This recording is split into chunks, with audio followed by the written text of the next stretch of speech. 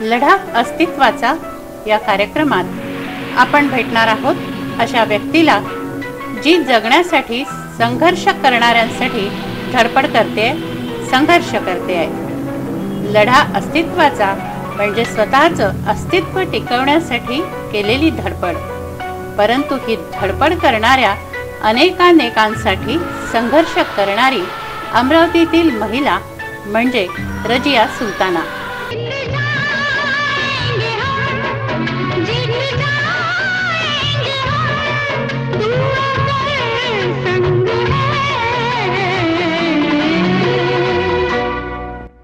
आंतरधर्मीय विवाह करून रजनी खवलेची रजिया सुलताना झाली।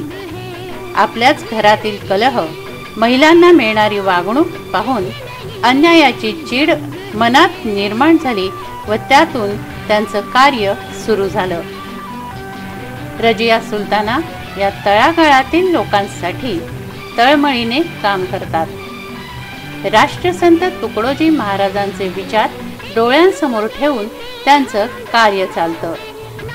उत्तम पुरुषासवे उत्तम नारी, तरी त्यांचा संसार स्वर्गापरी। पुरुषाहुनी काकण भरी, महिला वरीच राहत असे। पुरुषापेक्षा महिलेला एक इंद्रिय अधिक आहे। तिच्या सृजनशक्तीमुळे, सहनशीलतेमुळे, धैर्यशीलतेमुळे महिला पुरुषापेक्षा काकणभर सरसच आहे। असं असतानाही महिला अत्याचाराला बळी पडत आहेत। त्यांना त्यांचं स्थान मिळवून देण्यासाठी रजिया सुलताना मानव संवाद केंद्र चालवतात। हिंसामुक्त समाज व भयमुक्त नारी हे त्यांचं लक्ष्य असून कैदी, किन्नर, सेक्स वर्कर, कष्टकरी महिला, बालक याशिवाय अंधश्रद्धा, आहार असं विशाल त्यांचं कार्यक्षेत्र आहे। त्यांनी या क्षेत्रातील आपल्या अनुभवातून विपुल असं लिखाणही केलंय।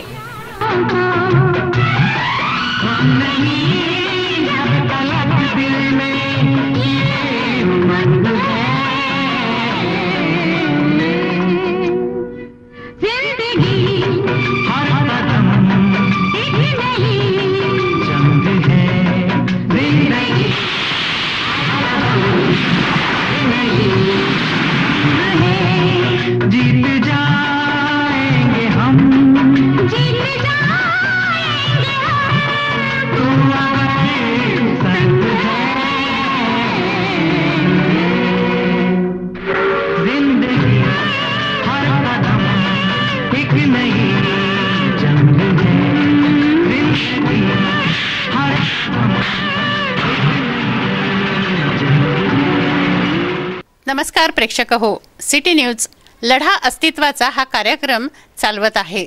लढा अस्तित्वाचा म्हणजे आपल्या अस्तित्वासाठी प्रत्येकानं केलेला संघर्ष। परंतु आज आपण अशा व्यक्तीला भेटणार आहोत की जी व्यक्ती दुसऱ्यांसाठी संघर्ष करते आहे, दुसऱ्यांचे संसार सावरते आहे। ज्या मुलींना माहेरी सोडून दिलेलं आहे त्यांना त्यांच्या पतींना, त्यांच्या सासरच्या लोकांना घरी नेऊन त्यांना त्यांचे संसार जुळवून देते आहे। अनेकांचं पालन पोषण होतं आहे। ज्यांच्यावर अत्याचार झाले आहेत अशा पीडित लोकांना पूर्णपणे सहाय्य, पूर्णपणे त्यांचा सांभाळ आणि पूर्णपणे मार्गदर्शन अशी असामान्य व्यक्तिमत्व जे आपण शोधतो आहे शहरातलं लढा अस्तित्वाचा या कार्यक्रमासाठी जे असामान्य व्यक्तिमत्व शोधतो आहे त्यातलंच एक अगदी आपल्यापैकीच, आपल्यातलंच, आपल्यासारखंच राहणारं परंतु त्या सामान्यातून असामान्यतेकडे आपल्या कर्तृत्वाने जाणारं असं व्यक्तिमत्व म्हणजे रजिया सुलताना मॅडम। आपण आज त्यांच्याशी भेट करणार आहोत, बातचीत करणार आहोत। नमस्कार मॅडम। नमस्कार। सिटी न्यूजमध्ये आपलं स्वागत आहे। आज रजिया सुलताना हे नाव म्हटलं की अनेक गोष्टी डोळ्यासमोर येतात। म्हणजे फक्त एकच क्षेत्र नाही असं की जिथे तिथे तुमची कमांड असेल।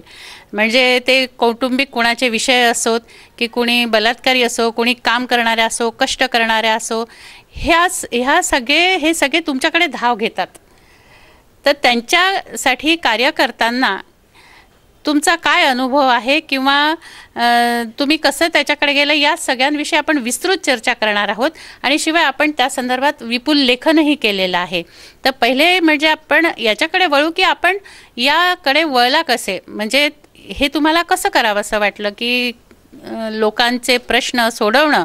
म्हणजे आता आजकाल तर अशी मानसिकता असते की नको बाबा दुसऱ्याच्या झंझटीत पडणं, कशाला जायचं कोणाच्या मध्ये, अशी मानसिकता आजकाल दिसून येते. म्हणजे रस्त्यावर कोणी मरताना दिसत असला तरी नको रे बाबा ती पोलिसांची झंझट लागेल आपल्या मागे, अशी मानसिकता आजकाल असते. अशामध्ये लोकांच्या समस्यांमध्ये शिरून त्यांना पूर्णपणे त्यांचं मन परिवर्तन करून आणि त्यांना त्यांच्या संसाराला लावणं असं अवघड एक कार्य तुम्ही साधत आहात. ते कसं? खरं म्हणजे मी जेव्हा कामाला सुरुवात केली, 1964चा माझा जन्म आणि 84चं माझं लग्न. घरामध्ये खूप मोठी फॅमिली होती, 5 जावा, भासरे, सासू सासरे, मला 3 मुलं, एकीला 4, एकीला 5, एकीला 6, एकीला 7, अशी सगळी मुलं, सगळी एकत्र कुटुंब.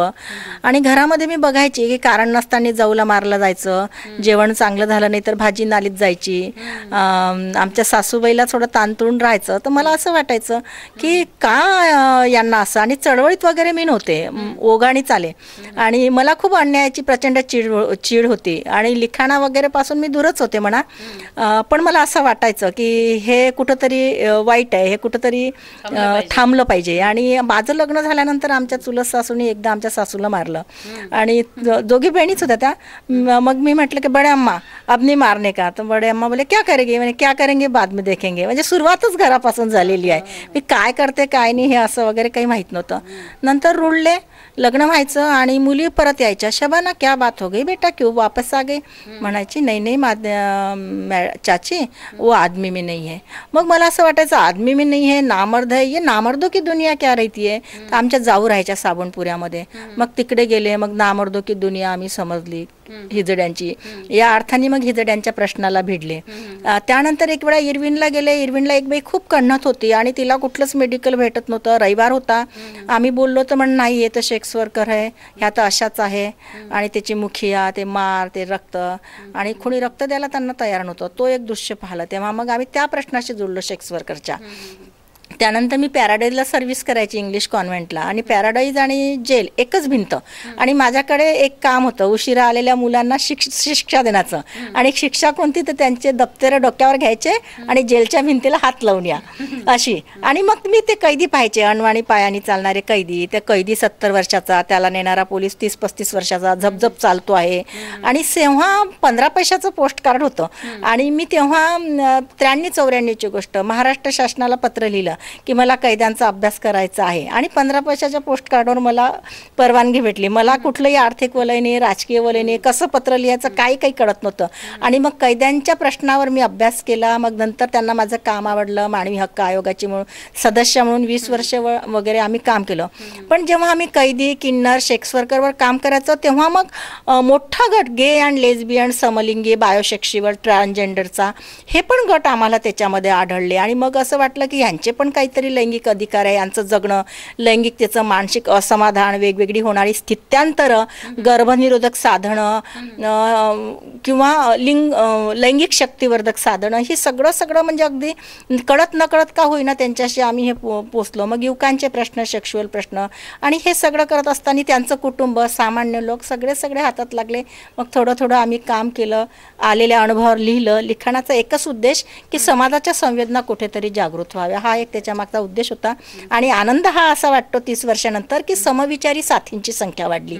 आज लोक स्वीकारायला लागले समलिंगी लोकांना, नाही यांचं स्तर आहे, यांचं जगणं आहे, यांची पण एक संख्या आहे, असं सगळे आता मानायला लागले. हळूहळू या पद्धतीने आम्ही कामं केलं. आणि लोकांना आपला पैसा हवा नसतो, त्यांना एक पॉझिटिव्ह विचार हवा असतो.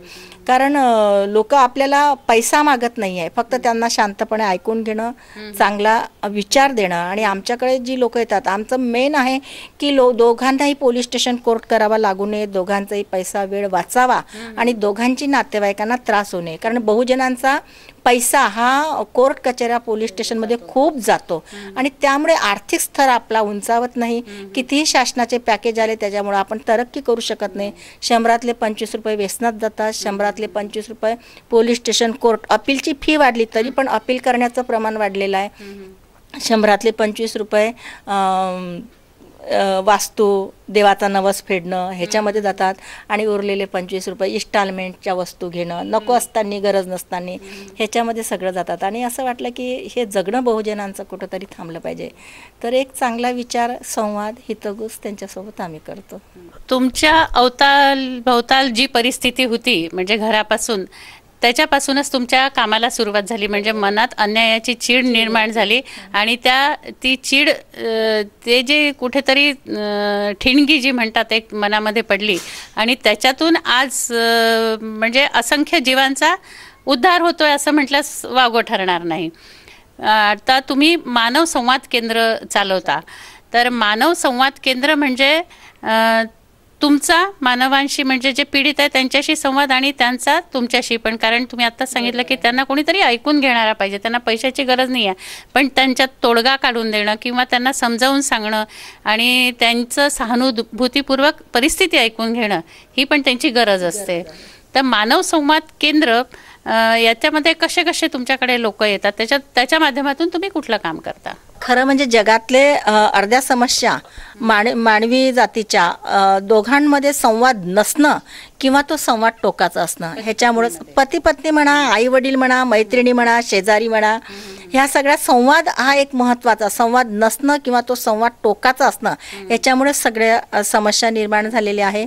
आणि आता 25% पोरी स्वतःहून जात नाही, 25% पोरींना मुलं नेत नाही, 25% दोघंही जायला तयार असतात तर आई वडील हस्तक्षेप करतात आणि 25% लोकांना काहीच कळत नाही. पण खूप समाजातले लोक मिसगाईड करतात. मुलीला म्हणतात कशाला कोर्टात खेच, मुलाला म्हणतात कशाला आणतो, होऊ दे थंडी. म्हणजे असं मिसगाईड केल्यामुळं सुद्धा लोकांना व्यवस्थित मार्ग सापडत नाही. आणि संवाद, आम्ही दोघांचा संवाद घडून आणतो, मनामध्ये काय आहे काय नाही. आणि संवाद काय होतं की मुलं खूप सफर होतात. कारण आज आपण एवढ्या सगळ्या प्रश्नावर बोलतो, जागतिकीकरणावर बोलतो, पर्यावरणावर बोलतो, राजकारणावर बोलतो, अध्यात्मावर पडतो, पण मुलांच्या मानवी हक्कावर अजूनही बोलल्या जात नाही. आणि मुलं सफर होतात. कारण तिला नवरा भेटतो, त्याला बायको, पण मुलांना आई वडील भेटत नाही. मुलं खूप सफर होतात आणि तो प्रश्न मला खूप महत्त्वाचा वाटतो. तर त्या दृष्टीने आम्ही मग संवाद घडून आणायचं काम मानवतेच्या दृष्टीने करतो आणि त्याला खूप मोठ्या प्रमाणामध्ये यश येतं आम्हाला.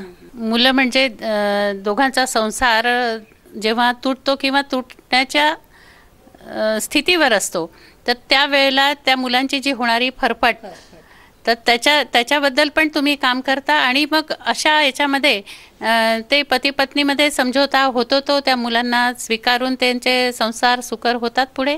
हो, होतात ना, होतात. पण कसं आहे ताई, सगळेच प्रश्न बोलून सुटत नसतात, काही प्रश्न सोडून दिल्याने सुटतात. आणि मुलांच्या बाबतीत तर एवढं आहे की कायदा असा म्हणतो की अल्पवयीन मुलांचा ताबा आईकडे. पण आता मी जर नवऱ्याकडे आहे, सासऱ्याकडे आहे, माझं मूल वडिलांच्या अंगावर असतं किंवा आजी आजोबाच्या अंगावर असतं, मुलाला बोलता येत नाही आणि आई म्हणते मला पाहिजे, का कोर्ट म्हणते की आईकडे द्यावं, पण मूल आई वडिलाच्या आणि आजी आजोबाच्या अंगावर असतं, तेव्हा मुलांच्या भावनांचा सुद्धा कुठेतरी विचार करायला यावा. आणि मुलांचे खूप प्रश्न आहे. कारण मूल म्हणजे फक्त साबूत मूल नाही आहे, त्याच्यामध्ये अनवॉन्टेड मुलांची संख्या आहे, अनौरस मुलांची संख्या आहे, दत्तक घेणाऱ्या मुलांची संख्या आहे, नाल्यांमध्ये सापडलेल्या मुलांची संख्या आहे, रिमांड होममधल्या मुलांची संख्या, सेक्स वर्करची मुलं, कैद्यांची मुलं, अशी कितीतरी मुलं आहे, अपंग मुलं, डाखोड्या हाताची मुलं, असे खूप मुलांचा गट आहे ज्या मुलांच्या प्रश्नावर अजूनही बोलल्या जात नाही. आणि थर्ड जेंडर म्हणून जन्माला आलेली मुलं, ते प्रश्न थोडे वेगळे आहे. यदि मुझे थर्ड जेंडर होता आहे तर हे माझं नाहीच आहे आणि आई म्हणून तिला त्याची खूप मोठी झड स्वस्त वाटते. आणि ज्या बालकांमध्ये आपण उद्याचा भारत बघतोय, उद्याच्या भारतात भविष्य, तर मला असं वाटतं हे सगळ्या मुलांना समान संधी, समान आहे. आता म्हणजे परवालाच आपण सामाजिक न्याय दिवस साजरा केला, शाहू जयंती म्हणून. पण सामाजिक न्याय दिवस फक्त तेवढ्यापुरता मर्यादित ना, सगळ्यांना जातविरहित, धर्मविरहित, लिंगविरहित ह्या सगळ्या प्रश्नाला धरून आपल्याला नवसमाज निर्माण करायचा आहे. तेव्हाच कुठं आपल्या भारताला उज्ज्वल येईल. कारण आता कालच एक बातमी आपण वाचली गोंदिया जिल्ह्यातली, अगदी महाराष्ट्रातली, की 36 दिवसापासून ती बाई उपाशी होती लीला आणि शेवटी तिचं मरण झालेलं आहे. आजही आपण कितीतरी बायका आपल्याला, आपण जेवत असताना रेल्वे स्टेशनवर मागतात, भुकेने इथली लोक मरतात. आणि इकडे हॉटेलमध्ये आपण अर्ध खातो अर्ध उष्ट टाकतो, लग्नामध्ये अर्ध खातो अर्ध उष्ट टाकतो. खूप जो काही गप्पा चालू आहे बुद्धिवंताच्या, ह्या वरपांगी चालू आहे. मुळापासून अजूनही खूप प्रश्न तसेच राहून गेले. मग बालकांचे प्रश्न असो, भूकबडीचे प्रश्न असो, लैंगिकतेचे प्रश्न असो, अध्यात्माचे असो, धार्मिक दंगलीचे असो, जातीय दंगलीचे, असे सगळे प्रश्न तसेच पडून आहे, ज्याला आपण अजून स्पर्शही केला नाही आणि केला तो खऱ्या अर्थाने केला गेला नाही. एकीकडे तर आपण असं म्हणतो की भारत महासत्ता बनतो आहे आणि दुसरीकडे आता जे तुम्ही सांगताय की नुसतं एकच गट जरी घेतला मुलांचा तर त्याच्यामध्येच तुम्ही इतके प्रकार सांगितले मुलांचे की मी तर म्हणते फारच थोड्या लोकांना 50% लोकांना पण कल्पना नसेल की असे काही खरोखर प्रॉब्लेम आहेत मुलांचे. तर मग अशा प्रकारचे जे सगळे आता तुम्ही पीडित मुलं सांगितले आहेत त्या मुलांसाठी मानव संवाद केंद्र काय काम करतं? या मुलांचे जे मानवी हक्क आहे ते मिळवून देण्याचा प्रयत्न आम्ही करतो. बाहेर राज्यामधली काही मुलं असतात त्या मुलांना आम्ही सुरक्षित आणतो. काही केसेस आम्हाला पोलिसांनी आणून दिलेले आहे पुनर्वसनासाठी. त्यांची भाषा आपल्याला समजत नाही तर मग त्या पालकांना आम्ही अनुवादित लोक खूप आहे आपल्या याच्यामध्ये, तर त्यांचं आम्ही मदत घेऊन त्यांच्या घरापर्यंत आम्ही पत्रव्यवहार करतो. पोलीस चांगली मदत करतात. त्यांना आम्ही पुनर्वसन, मुलांचं पुनर्वसन, त्यांना सुरक्षित आणि सन्मानाचं जगणं भेटणं खूप गरजेचं आहे. शिक्षण, आणि बरीच मुलं अशी आहे शिक्षणापासून वंचित आहे, अशांना मग बालसुधार गृहामध्ये ठेवतो. तिथपर्यंत त्यांच्या शिक्षणाची आपण व्यवस्था करून देतो. रिमांड होममध्ये काही मुलं ठेवतात. बऱ्याच माता असतात सेक्स वर्कर आहे किंवा पुनर्विवाह केलेले आहे, मग एका घरचे एक मुलगा, दुसऱ्या घरचा दुसरा, असं पण होते. आणि आता नव्याने जे लिव्ह इन रिलेशनशिपमध्ये आलेलं आहे, तर म्हणजे जरी आम्ही महिलांच्या प्रश्नावर काम करत असलो तरी एक व्यक्ती म्हणून जर आपण पाहिलं तर पुरुषांचे तेवढेच प्रश्न आहे, स्त्रियांचे प्रश्न आहे. आणि लिव्ह इन रिलेशनशिपमुळे नवीन पुन्हा प्रश्न झाला, पहिला सोडला, दुसरा मेला, तिसरा ठेवला, हे सगळे प्रश्न, आणि त्याची झड मुलांना खूप पोचते. आणि आता बायकांचा एक लढा आहे की बायकांना असं वाटते की माझे मुलं लिगली करा. ते असं नाही म्हणत की मॅडम माझं लग्न लिगली करून द्या, ते म्हणतात की मॅडम माझी मुलं लिगली करून द्या. आणि मग त्या आईला असं वाटतं की माझ्या मुलाला कोणी म्हणायला नको खेळायला जाताना तू ठेवलेल्या आईचा, तू ठेवलेल्या बापाचा, आणि मग छान नोटरी करून सत्यशोधक पद्धतीने विवाह लावून त्या मुलाला, म्हणजे त्या आईचा लढा त्या मुलांसाठी असतो. अशा बऱ्याच केसेस आहे. तर मुलांना विकासाच्या प्रवाहामध्ये आणणं, शैक्षणिक प्रवाहामध्ये आणणं, त्याच्यासाठी आम्ही काम करतो. अनवॉन्टेड मुलं आहे, हरवलेली मुलं आहे, सेक्स वर्करची मुलं आहे, कैद्यांची मुलं आहे. कैदी भगिनीजवळ फक्त 6 वर्षापर्यंतच मुलं राहतात, नंतरची मुलं मादांमध्ये ठेवतात किंवा हे करतात. सरकार पण गांभीर्याने विचार करतो, पण सरकार सगळ्या ठिकाणी पुरू शकत नाही. तुम्ही आणि आम्ही, आपण प्रत्येकाने काम करणं गरजेचं आहे. आपल्या कुटुंबामध्ये सुद्धा खूप गरीब असतात, शेजारी असतात. माहिती अभावी बऱ्याच लोकांचं शोषण होतं, त्यांच्यापर्यंत योग्य माहिती पुरवणं हे सुद्धा प्रत्येक व्यक्तीचं काम आहे. आणि समाज माझ्यासाठी काय करतो, शासन माझ्यासाठी काय करतं, याहीपेक्षा मी स्वतःसाठी काय करू शकतो हे खूप गरजेचं. आणि सगळे प्रश्न मानवनिर्मित आहे. मग एखाद्या बाईवर होणारा बलात्कार असो, एखाद्या पुरुषावर होणारा खून असो, किंवा अनौरस मुलांची वाढती संख्या, जे जनगणनेमध्ये अजूनही आलेले नाही आहे, ही संख्या 125 करोड भारताच्या लोकसंख्येमध्ये करोडो आहे अनौरस मुलांची संख्या, आणि त्याच्यामध्ये मुलींची संख्या जास्त. आणि मुलींची संख्या, आणि मुझे तो बहुत ताजुब होता है की एकीकडे श्रीमंताची मुलं ICUमध्ये राहतात, 10,000 रुपये एका रात्रीला खर्च करतात तरी मरतात, आणि ही अनौरस मुलं काट्याकुटात फेकून दिलेली संडासच्या नालीमध्ये, रेल्वेच्या याच्यामध्ये रुळावर पडलेली असतात तरी ते तग धरतात आणि इन्सान बनतात. असे कितीतरी मुलं, आणि चांगले प्लेअर आहेत त्यातली काही मुलं. आता आम्ही गेलो होतो, त्यातली काही प्लेअर आहे. तर हे सगळं आहे, हे कुदरत का करिश्मा, ही सगळी मुलं आहे. त्यांना माणूस पण देणं प्रत्येकाचं गरजेचं आहे की स्वतःच्या परिघातून बाहेर पडून त्यांना, तो मासूम राहते, त्यांना नाही माहीत की माझा वडील कोण आणि आईने काय केलं म्हणून. तर या मुलांना माणसामध्ये आणणं, त्यांना माणूस पण मिळून देणं, सगळं खऱ्या अर्थानं भारतीय तो त्यांना मिळून देणं ही प्रत्येकाची जबाबदारी असं मला वाटतं. सगळं शासन आणि समाज नाही करणार. प्रत्येकजण समाजाचं देणं लागतो म्हणतात, तर त्या जाणीवेतून आपण हे सगळं कार्य करता. तर आता आपण मुलांचा जसा प्रश्न घेतला तसाच महिलांचा प्रश्न तर खूप मोठा आहे, बिकट आहे, त्याच्यावर नेहमीच चर्चा होत असतात. त्याच्यासाठी कायदेही झालेले आहे, आणि आता तर अशी पण ओरड होते की महिलांसाठी जे कायदे झाले आहे त्याचा गैरफायदा पण घेतला जातो सासरच्या लोकांना अडकवण्यासाठी. तर पण पुरुषांसाठी असं काही आहे का, की कारण असं नाही, मन प्रत्येकाला असतं, त्रास प्रत्येकाला असतात. मग जेव्हा स्त्रीला एखाद्या गोष्टीचा त्रास होत असेल तर पुरुषाला पण एखाद्या गोष्टीचा त्रास होऊ शकतो, पण पुरुषाची वृत्ती सहसा अशी असते की ते बोलून दाखवत नाहीत बऱ्याच गोष्टी. मग ते व्यसनाच्या आहारी जातात किंवा अजून काही त्यातून आत्महत्या घडतात, असे प्रसंग येतात. मग त्याच्याबद्दल पण तुमचं काय काम आहे आणि त्या लोकांना पण तुम्ही मार्गदर्शन करता का? खरं म्हणजे आमच्या केंद्राचं नावच असं आहे मानव संवाद केंद्र. त्याच्यामध्ये आम्ही असं कुठलंही राम रहीम असं पण देता आलं असतं, विचार पण आला होता तेव्हा, पण म्हटलं नको, आपल्या सगळ्या कामाचाच केंद्रबिंदू मानव आहे, तर आपण मानव संवाद केंद्र असं द्यायचं. आणि तुम्ही जे म्हणतात त्याप्रमाणे पुरुषांना सुद्धा भावना असतात, सगळेच पुरुष वाईट नसतात, पण त्या पुरुषाचं ना सँडविच होऊन जातं, इकडे आई आणि तिकडे बायको. त्याला पण समजून घेणं गरजेचं आहे, कारण पुरुष हा सुद्धा माझा भाऊ आहे, मुलगा आहे, बाप आहे, मित्र आहे. अनेक अर्थाने पुरुष आपल्या नात्याशी जुळलेला आहे. आणि एकूणच महाराष्ट्राच्या महिला चळवळीला शाहू फुले, आंबेडकर, कर्वे यांची खूप मोठी साथ भेटलेली आहे. आणि पैगंबरापासून सुद्धा सगळ्यात अगोदर मानवी हक्क महिलांना हजारो वर्षापूर्वी पैगंबरांनी दिलेले आहे, मोहम्मद पैगंबरांनी दिलेले आहे, सगळ्यात मोठे मानवी हक्क दिलेले आहे. तर सगळ्यांनी, सगळ्या धर्मग्रंथांनी बायकांचे मानवी हक्क आबाधित ठेवलेले आहे.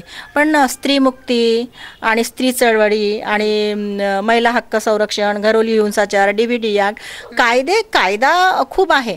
पण ह्याच्यामुळे काय होतं, अनेक पुरुष व्यसनाधीन होतात, सायकिक होतात, काही फरार होतात. तर या सगळ्या ह्याची झड यांना सुद्धा बसते आहे. आणि कायदे असणं आणि कायदे आपल्या बाजूनी असणं आणि कायद्याचा निकाल लागणे हे दोन वेगवेगळे मार्ग आहे. कारण गुन्हा दाखल होणं वेगळं आणि गुन्हा सिद्ध होणं वेगळं. जेवढे कायदे स्त्रीच्या बाजूनी आहेत तेवढेच कायदे पुरुषाच्या बाजूनी सुद्धा आहे. गुन्हा दाखल झाला म्हणजे गुन्हा सिद्ध होते असं काही होत नाही. कोर्ट, आपल्या भारतात लोकशाही आहे. केस फाईलवर याला 3 वर्ष, निकाल लागायला 3 वर्ष, घोडं मेलं भारानं, शिंगरू मेलं येरझारीनं, आणि 6 वर्षामध्ये आपला नवरा अर्धा वकील होते, वकिलाले खाऊ घालन पण तुला खाऊ घालणार नाही. आणि मेन बायकांना हे कळत नाही की आपण लढून कशासाठी राहिलो. नवऱ्याने न्यावं, सोडावं किंवा द्यावं, न्यायचा प्रश्नच नाही, सोडून आपणच राहिलो. आणि त्याच्या नावानं गळगंज प्रॉपर्टीने तो झोपडपट्टीत राहते, काय देणार आहे. उलट त्याला मागण्यात आपले 4-5 हजार जातात. हे बायकांना कळतच नाहीये. हे बायकांमध्ये हा विचार आणणं खूप गरजेचं आहे. आणि आम्ही बायकांना नेहमी म्हणतो संवाद म्हणजे काय, खूप त्या लेवलचं नाही, पण घर सोडू नका, जीवाचं बरं वाईट करू नका, लेकरांना मारमूर करू नका.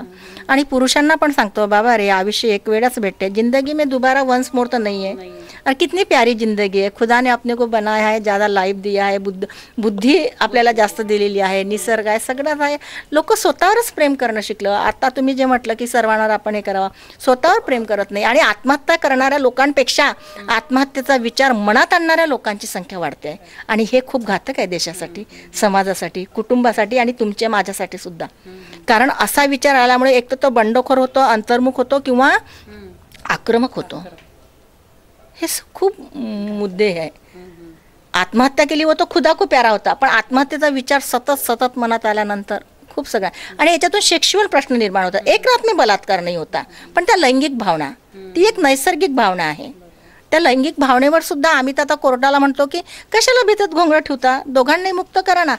त्याच्यामुळे मग तो रेड लाईन एरियामध्ये जातो, ती विवाह बाह्य संबंध ठेवतो, त्यातून एड्स होते, मग नाही झाला तर मग दिवस राहतात, मग त्यातून मुलं होतात. सेक्शुअल फिलिंगच्या आधारावर सुद्धा कोर्टाने न्याय द्यायला पाहिजे. कशाला 10-10, 20-20 वर्ष हे करायला पाहिजे. हे सगळे प्रश्न जे आहे एकात एक गुंतलेले खूप प्रश्न आहे. त्याच्यामुळे संवाद खूप महत्त्वाचा आहे. आणि कृपया मला असं वाटते समाजात जी लोक आहेत त्यांनी मिसगाईड करू नये. कोर्ट कचेरा हा शेवटचा मार्ग आहे. कोर्टात गेल्याने किती लेकीबाईचं भलं झालं हा एक संशोधनाचा आणि चिंतनाचा विषय आहे. किती लेकीबाईचं भलं झालं कोर्टात गेल्यानंतर. तर तुम्ही जे प्रश्न सोडवता लोकांचे ते त्यांना कोर्टाची पायरी चढू न देता जास्तीत जास्त म्हणजे अगदीच जिथे शक्य नाही तिथे पर्याय नाही अशाच ठिकाणी ते होतं. पण मग अशातनं त्यांचा विश्वास असतो तुमच्यावर की बा ह्या माझं प्रश्न सोडवून देणार. तर आता आपण जो हा तुमच्या मुलाखतीच्या निमित्ताने एक असं जे डोळ्यासमोर चित्र येते की आपला देश म्हटल्यानंतर आपण जे उच्च स्वप्न पाहतोय किंवा दाखवतोय, पण ही खरी परिस्थिती आहे. आणि हा समाज जास्त आहे, हे प्रश्न जास्त आहेत. आणि अशा प्रश्नांना धरून जी व्यक्ती कार्य करते त्यांना शासनाचं पण सहकार्य निश्चितच असणं गरजेचंच आहे. तर ते तुम्हाला सगळीकडनं सहकार्य मिळतं अशा कामं करताना? मंजूताई, शासनाचा एकही पुरस्कार मला भेटलेला नाही, कारण माझं कुठलंही राजकीय वलय नाही. शासनाचं म्हणजे काय त्या विषयावर न बोललेलं बरं. पण समाजातल्या खूप चांगल्या समविचारी लोकांची आम्हाला साथ भेटते समाजातल्या. खूप खूप चांगले लोक. आणि लोकांना जेव्हा आयुक्तालय नव्हतं, जेव्हा महानगरपालिका नव्हती, NGOचं फील्ड नव्हतं, MHW BHW नव्हतं, तेव्हापासून आम्ही काम करतो. चळवळ काय आहे, कायदे काय म्हणतात, कसं आहे, तिला ऐकायचं, त्याला ऐकायचं, बसवायचं, काही अशी कायदेसंहिता आचारसंहिता, तेव्हापासून आम्ही काम करतो 84 पासून. तर समाजातल्या चांगल्या लोकांचा खूप मोठा भेटतो. आमच्या पॅनलवर न्यायाधीश, सेवानिवृत्त तहसीलदार, ठाणेदार आणि समाजामध्ये खूप चांगले लोक आहे. आम्ही तिला विचारतो त्याच्या घरचं कोण समजदार आहे, काय आहे, तर खूप चांगल्या लोकांची पण साथ भेटतं. म्हणजे शासनानेच सगळं केलं पाहिजे. आपण जे म्हटलं की समाजसुद्धा खूप मोठ्या प्रमाणावर आम्हाला केलं पाहिजे असं नाही, पण आता जर तुम्ही कुठल्या एखाद्या मुलीला आधार देत आहात, आता जसं तुम्ही एक मुलीचा मला हे दाखवला, फोटो दाखवला की तिच्यावर बलात्कार झालाय, त्याच्यामुळे तिची मानसिक स्थिती बिघडलेली आहे, मग आता तिला मदत द्यायची तर ती कशी? म्हणजे मग आता एकट्या माणसानी असे जर 10 जण असतील तर तो नाही करू शकणार नाही. ते बलात्कारातून मनोरुग्ण झालेल्या बायकांचं प्रमाण खूप आहे. आणि मनोरुग्ण बायकांच्या जगण्याची एक पद्धत असते. त्यांना तुम्ही कितीही लक्झरी लाईफ दिलं तरी ते त्याचा फायदा घेत नाही. त्यांना उघड्यावर राहणं, पन्न्या सावरणं, दगड सावरणं, त्यांचे दगड आणि पन्न्या जर तुम्ही फेकून दिला तर दुसऱ्या दिवशी त्याच्या दुप्पट ते आणतात त्यांचं.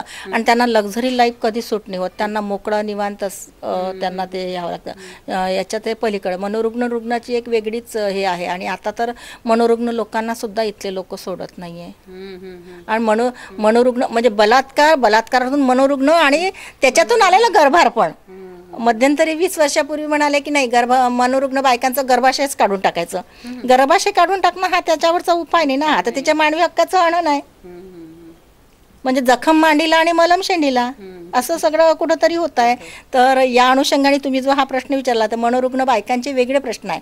आणि मनोरुग्ण बायकांच्या प्रश्नावर जेव्हा आम्ही काम करतो तेव्हा मनोरुग्ण पुरुष आहे, बऱ्याच पुरुषांना त्यांचे कुटुंब मोठ्या लांब ट्रेनमध्ये बसवतात, तिकीट काढतात, स्वतः मागच्या मागे उतरून जातात, तो जिकडे जाईल तिकडे. आणि अमरावती जिल्ह्यामध्ये जास्त मनोरुग्ण स्थलांतरित झालेले आहे आणि मोठमोठ्या ट्रकमध्ये वगैरे सुद्धा आणतात. आमच्याकडे पण आंध्रमधली एक पोंडी मावती, वडगावला तिला आणलं, बायपासवर सोडून दिलं.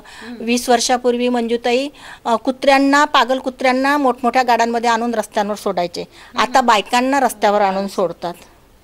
आणि मग त्या राहडगावच्या लोकांनी त्यांना आत नेलं. पुन्हा ते गावातील लोक आले की बाई पोरांनी आत आणलं, ती मनोरुग्ण आहे. आणि पोंडीमा तिचं नाव, आजही ती अकोल्याच्या महिला आश्रमात आहे. तर आम्ही तेव्हा जिला भेटलो तेव्हा तिची भाषा आम्हाला कळत नव्हती, ती मनोरुग्ण होती. आणि आजही मला तिचे ते आठवतं. तिला जेव्हा आम्ही पुनर्वसित केलं, तिच्यावर हैदराबादमध्ये ते जाईजुईच्या फुलाचे हार विकतात आणि आपल्याकडे छोटे छोटे हार भेटतात, तिथे अशा लांब लढाचे लांब असतात अगदी. तर तिच्यावर तो प्रयत्न केला आणि तिने नाही म्हटलं तर तो दाबण तिच्या ह्याच्यामध्ये खुपसला, दाबण त्या जागेमध्ये खुपसला. त्याच्यामुळं पाय पण तिचा हे झाला होता. आणि ती मनोरुग्ण पण होती, गर्भवती पण होती आणि प्लस एड्सग्रस्त पण होती. आणि मग अनुवादित करणारा वगैरे आम्ही पाहिलं की तांडे पाहिले तेव्हा आम्ही की कुठल्या तांड्यावरची बाई वगैरे गायब झालेली आहे का वगैरे, असं वगैरे काही आढळलं नाही.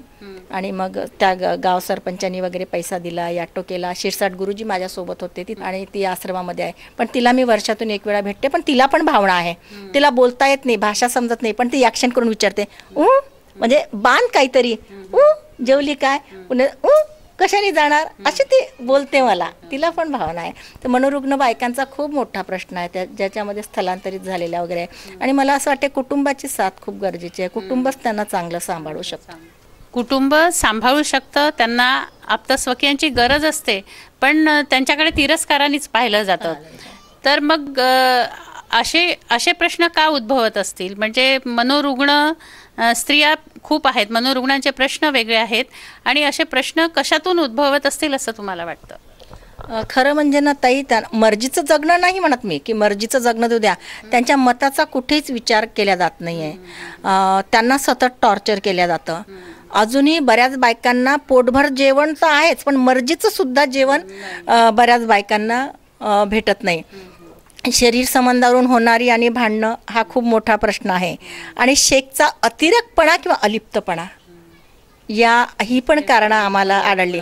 आपण सेक्शुअल हॅरॅसमेंटवर बोलतो तर शेकच्या अतिरेकपणाबद्दल बोलतो, पुरुषांकडून झालेल्या, पण शेकचा अलिप्तपणा अजूनही बऱ्याच महिलांच्या वाट्याला येतो.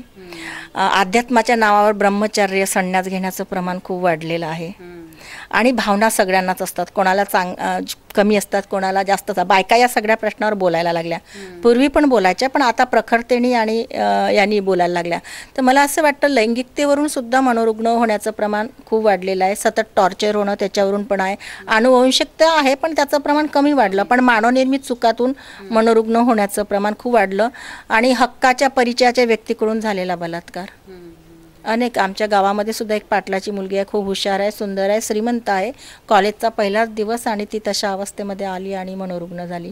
अगदी डोळ्या देखतच्या मुली, हसऱ्या खेळत्या असणाऱ्या मुली तून मनोरुग्णताचं प्रमाण खूप आहे. अशा मनोरुग्णांसाठी अमरावतीमध्ये सोयी आहेत, हॉस्पिटल आहेत किंवा त्यांचे उपचार त्यांना मिळतात? काहीच नाही आहे. एक देशमुख सरांचं आहे, तिकडे शिरभाते सरांचं आहे, त्यांचं मानस आहे, पण खूप महाग ट्रीटमेंट आहे. सरकारी असं काही नाही आहे. आपल्याला प्रत्येक पेशंट नागपूरला हलवावा लागतो.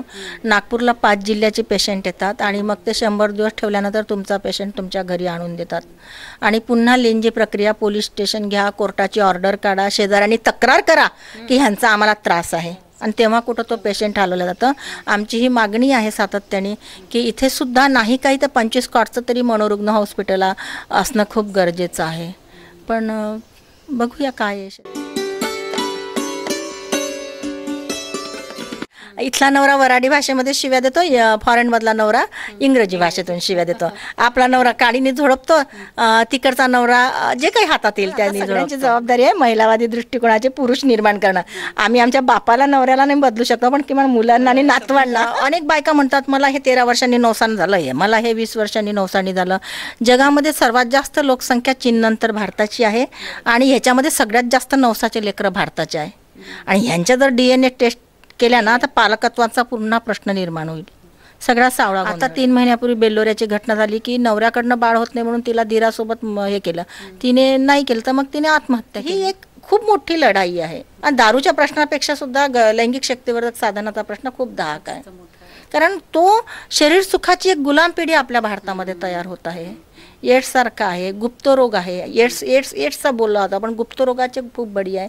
आणि याच्यातून कमरेखालचा भाग त्या तरुणांचा निकामी होतो. तो मनाप्रमाणे शरीर सुख देऊ शकत नाही आणि तो थोडा अनफिट समजतो. साध्या साध्या गोष्टीमध्ये 10 बाय 10ची रूम, उघड्यावरचा आई वडिलाचा संसार, ह्याचाही परिणाम मुलांवर होतो. अल्पवयीन मुलांचं बलात्काराचं प्रमाण का वाढलं?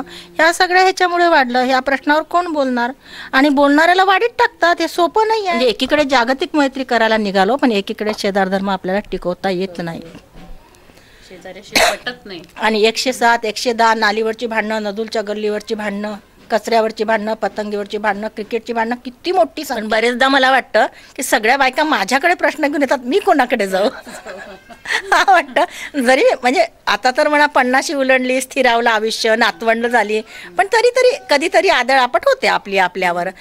चळवळी करणं, बाहेर फील्ड वर्क करणं, लिखाण करणं, फोन घेणं, लोकांचे तेच ते प्रश्न ऐकणं, तर हा एक स्वतःचीच आपली आदळ आपट होते, हा एक प्रश्न आहे. आणि दुसरं मुलींच्या लग्नाच्या वेळेला, कारण आम्हाला कट्टर मुसलमानामध्ये आमच्या मुली ॲडजस्ट होत नाही. रोजा, नमाज, इबादत ह्याच्या पलीकडे एक विकासाचं जग आहे असं मानणाऱ्यापैकी आम्ही आहे. आम्ही असं मानतो आम्ही सगळ्यात अगोदर भारतीय आहोत, नंतर मुसलमान आहोत. आणि त्याच्यामुळं आणि मराठी संस्कृतीत वाढलेली मुलगी त्यांना चालत नाही. माझी मुलगी आता 30शी पार करेल, अजून लग्न व्हायचं आहे. लढा अस्तित्वाचा या कार्यक्रमात आज आपण समाजसेविका रजिया सुलताना यांच्याशी बातचीत केली आहे. समाजसेविका हा नुसता खरं तर शब्द म्हणजे त्यांच्या कार्याचा एक चतुर्थांश भाग सुद्धा होणार नाही, असं त्यांचं विपुल कार्य आहे. त्या समाजसेवेच्या पलीकडे जाऊन लोकांचं मन जाणून घेऊन त्यांच्या घरातले प्रश्न सोडवणं आज सोपी गोष्ट नाही आहे. पण लोक विश्वासाने येतात आणि तितक्याच विश्वासाने रजिया मॅडम सुद्धा त्यांना सल्ला देतात, मार्गदर्शन करतात आणि त्यांच्या या कार्याला सिटी न्यूजच्या सदिच्छा आहेत. अमरावती शहरातील असामान्य व्यक्तिमत्व त्यांची भेट सिटी न्यूज लढा अस्तित्वाचा या कार्यक्रमातून घडवून देत आहे. आपल्या आजूबाजूला आपल्या पाहणीमध्ये अशी जर असामान्य व्यक्तिमत्व असतील तर सिटी न्यूजला जरूर कळवा.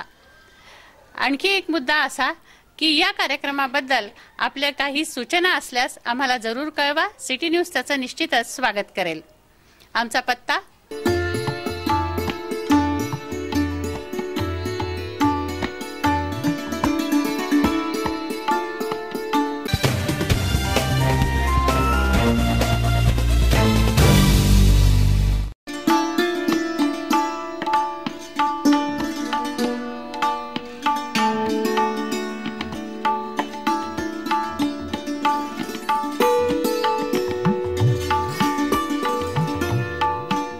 लढा अस्तित्वाचा म्हणजे स्वतःचं अस्तित्व टिकवण्यासाठी केलेला संघर्ष.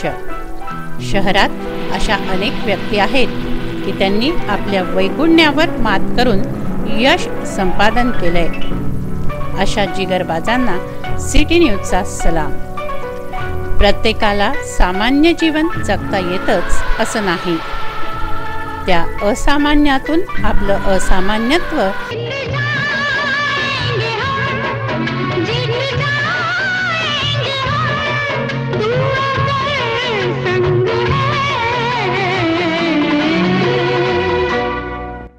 करण्यासाठी केलेला संघर्ष म्हणजे लढा अस्तित्वाचा.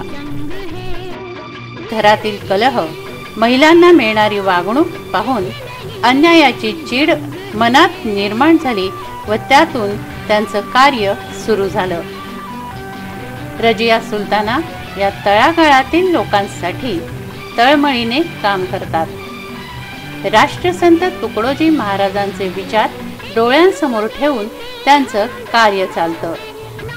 उत्तम पुरुषासवे उत्तम नारी, तरी त्यांचा संसार स्वर्गापरी. पुरुषाहुनी काकण भरी, महिला वरीच राहत असे. पुरुषापेक्षा महिलेला एक इंद्रिय अधिक आहे. तिच्या सृजनशक्तीमुळे, सहनशीलतेमुळे, धैर्यशीलतेमुळे महिला पुरुषापेक्षा काकणभर सरसच आहे. असं असतानाही महिला अत्याचाराला बळी पडत आहेत. त्यांना त्यांचं स्थान मिळवून देण्यासाठी रजिया सुलताना मानव संवाद केंद्र चालवतात. हिंसामुक्त समाज व भयमुक्त नारी हे त्यांचं लक्ष्य असून कैदी, किन्नर, सेक्स वर्कर, कष्टकरी महिला, बालक याशिवाय अंधश्रद्धा, आहार असं विशाल त्यांचं कार्यक्षेत्र आहे. त्यांनी या क्षेत्रातील आपल्या अनुभवातून विपुल असं लिखाणही केलंय.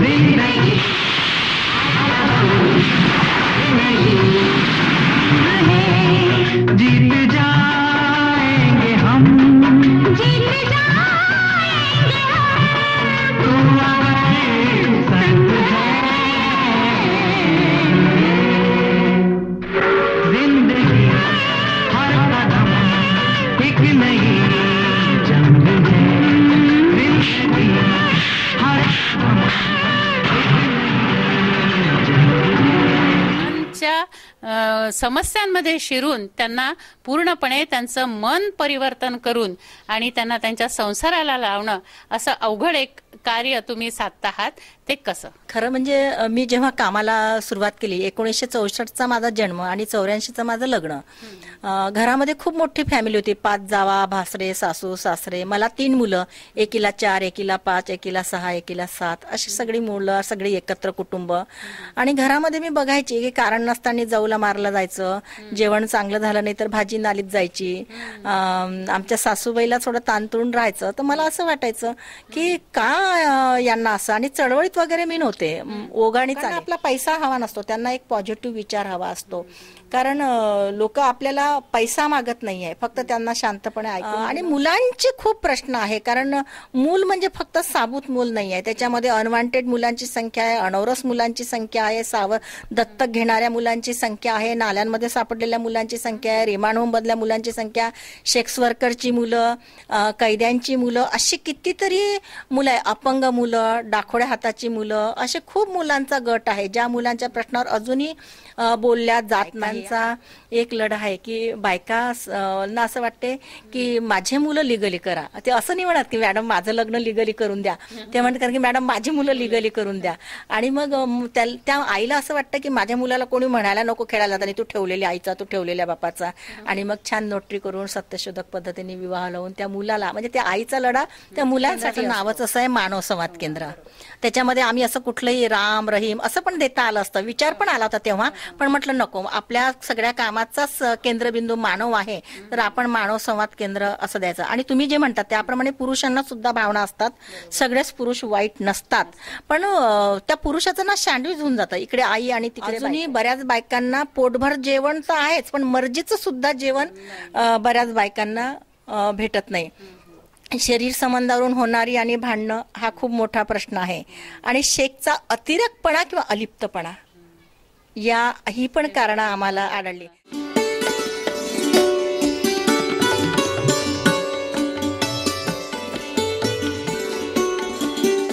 समाजामध्ये काम करत असताना या विविध प्रश्नांबद्दल आपण विपुल असं लिखाणही केलेलं आहे.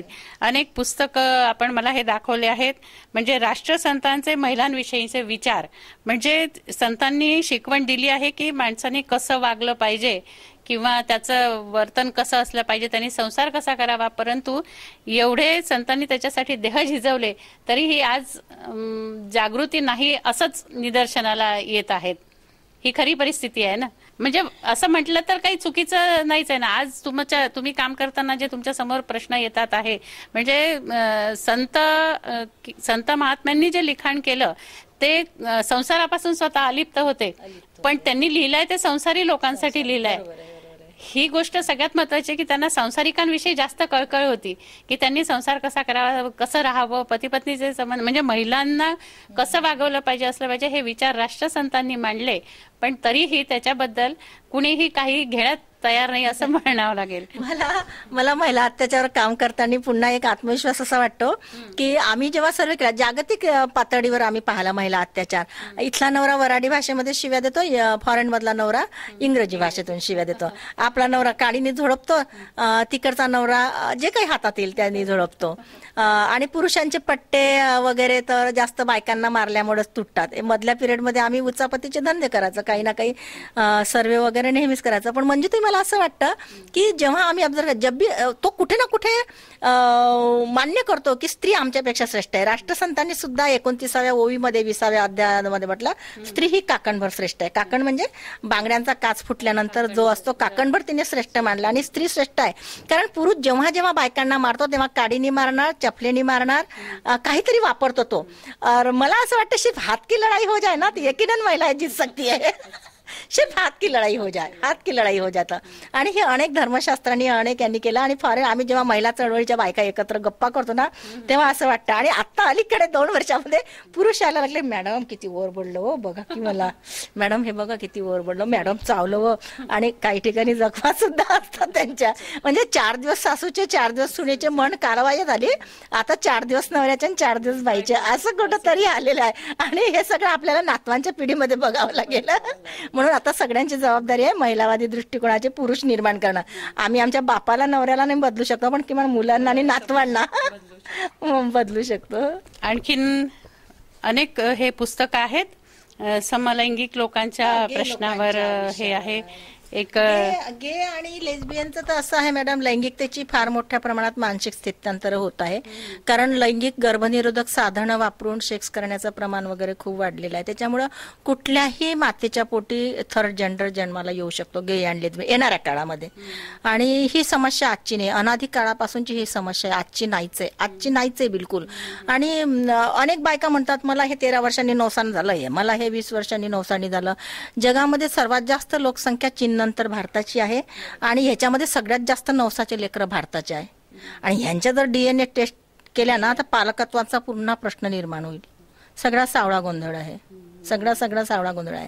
तर थर्ड जेंडर हा मुद्दा सुद्धा लक्षात घेणं लक्षाचा. गे, लेस्बियन, बायोसेक्सुअल आता अभिमान महिना म्हणून सगळ्यात जगभरामध्ये जून महिना साजरा केला जातो.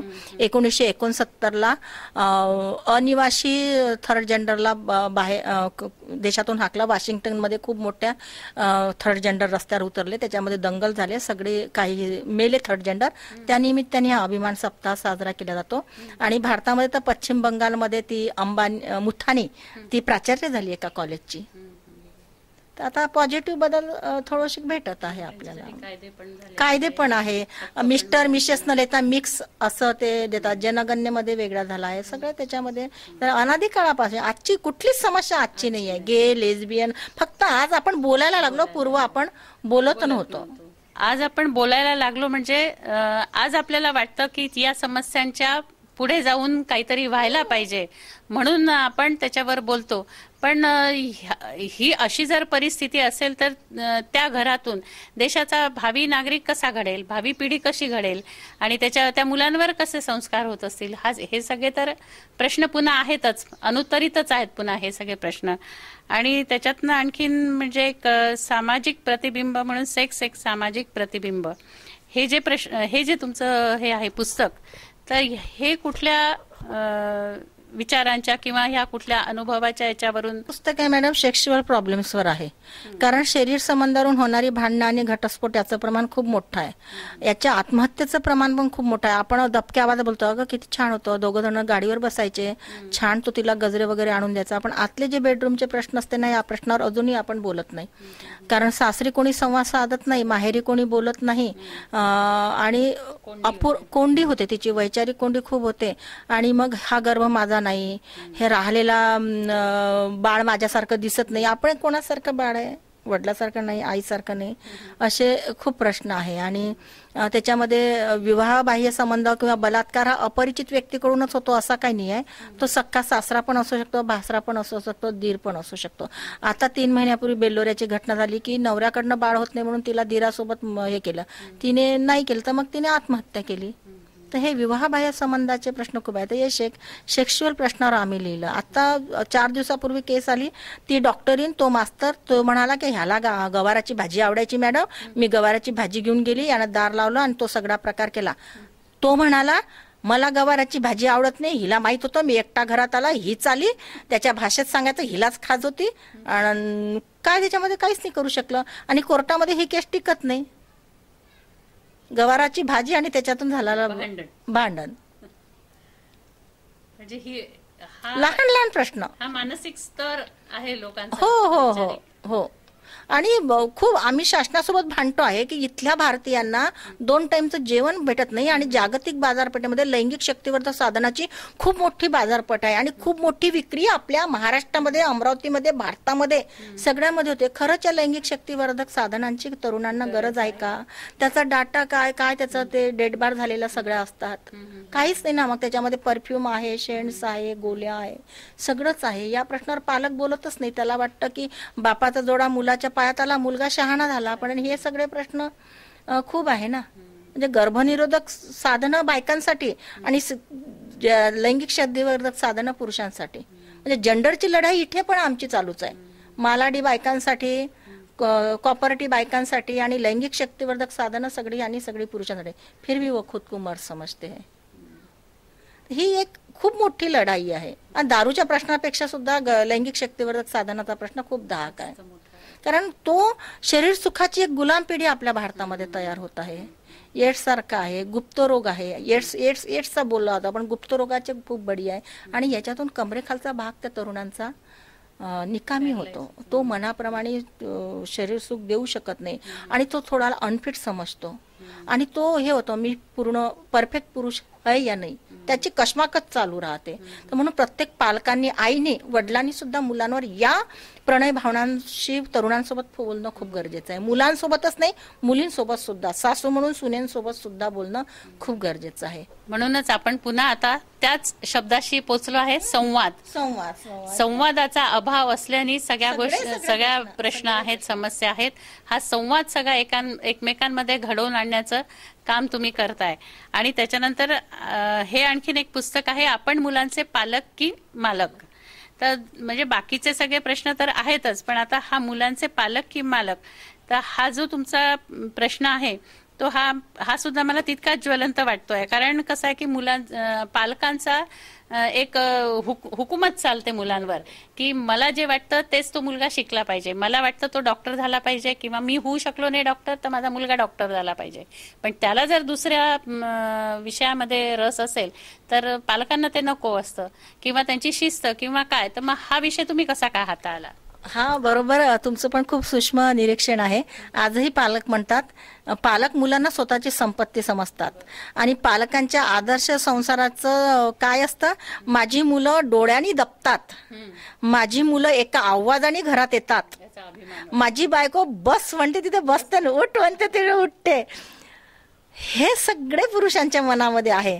पण पुरुषांना हे कळत नाही की नवऱ्याला भिणाऱ्या बायका कधीच नवऱ्यावर प्रेम करू शकत नाही, कारण भीती आणि प्रीती कधीच एकत्र राहत नाही. आणि ती प्रेम पण करत असेल तर मनातल्या मनात ती शिव्या देते ना. असं सगळं आहे. तर पुरुषांनी सुद्धा हे समजून घेणं गरजेचं आहे. सगळे पुरुष वाईट असं नाही. काही बायकांनी सुद्धा पुरुषांना हिटलर स्वरूप दिलेलं आहे. येऊ दे तुझ्या वडिलाला, तुझं नाव सांगते, येऊ दे तुझ्या पप्पाला, असं करते. आई म्हणून ती माणूस मान्यच करत नाही की मी एक व्यक्ती आहे, माझं या घरामध्ये काही आहे. म्हणजे बिलवाला जर आला ना, घरी नाही आमचा माणूस, पिंट्याचे पप्पा घरी नाही, मी व्यक्ती आहे ते मान्यच करत नाही. मुलांचे प्रश्न खूप दहाक आहे आणि त्याला मुलांना वाटतं की पप्पा मुझे मारेंगे क्या, मम्मी मुझे डांटेंगे क्या. मुलांच्या आणि या सगळ्या ह्याच्यामध्ये मंजुताई बरं झाला, मुलांच्या वाढत्या आत्महत्या मागील 5 वर्षामध्ये, विद्यार्थ्यांच्या वाढत्या आत्महत्या खूप आहे. म्हणजे अगदी ट्रिपला जाऊ दिलं नाही म्हणून, मोबाईल घेऊन दिला नाही म्हणून, जर्शिंग घेऊ दिलं नाही म्हणून, अभ्यासाला बस म्हणून, रिमोट हातचा घेतलं म्हणून, मर्जीप्रमाणे चॅनल बघू दिलं नाही म्हणून, आणि मुलं 4थी 5वी 6वीचे शाळेत गेलं नाही म्हणून, होमवर्क केलं नाही म्हणून, गुरुजी, आई वडील आणि आई वडिलांच्या भांडणांचा खूप मोठा परिणाम मुलांवर होतो. आणि समाज, आई वडील हे आजही मान्य करत नाही की बच्चों का बचपना फिर से लौट कर नाही आता. खूप मग इकडे संस्कार शिबिरात घालणार, पालकत्वांचे ते शिबिर होतात, आर्ट ऑफ लिव्हिंगचे होतात, सगळं होतात. पण तरी प्रश्न कुठे सुटले? साध्या गोष्टीतच घरात घर पण नाही.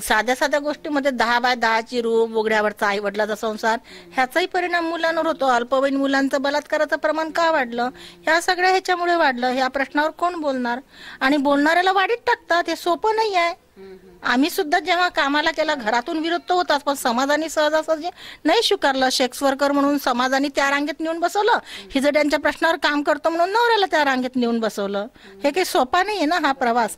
पण मला माहित होतं की मी जे काही करते ते कामाची गरज, म्हणजे मी जेव्हा 84ला चालू केलं हे काम, क्राईम सायकोलॉजी आणि सेक्स सायकोलॉजी हे माझ्या आवडीचे विषय होते, लिखाणाचे आणि बोलण्याचे, तेव्हा वाटलंही नाही की या विचाराची पुढे जाऊन एवढी गरज पडेल, जी आज खऱ्या अर्थाने गरज आहे.